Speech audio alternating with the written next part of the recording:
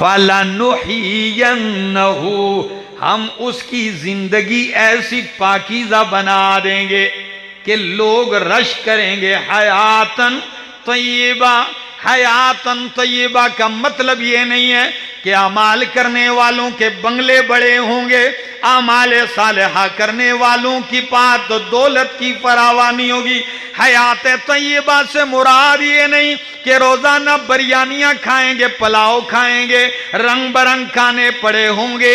اگر حیات طیبہ سے مراد تازہ کھانا ملنا ہے تو یہ تو جنگل کے شیر کو بھی حاصل ہے کہ اللہ اسے رات کو سونے نہیں دیتے جب تازہ گوشت نہ کھا لے.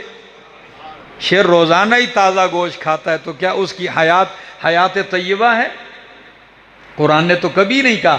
حیات طیبہ سے مراد حسن بصری رحمہ اللہ فرماتے ہیں کہ تھوڑا بھی اگر مالک اسے دے گا تو اس تھوڑے پہ اس کو قناعت حاصل ہوگی اور دل کا اطمینان ہوگا، دل مطمئن ہوگا، خوش رہے گا، دل کا اطمینان. اگر کوئی غم بھی آ جائے تو اس غم میں بھی یہ مالک سے بدگمان نہیں ہوگا، بدظن نہیں ہوگا، بلکہ دکھ آئے گا تو رب کے اور قریب ہو جائے گا، پریشانی آئے گی تو رب کے اور قریب ہو جائے گا، غم آئے گا تو یہ رب کے اور قریب ہو جائے گا. یہ حیات طیبہ ہے.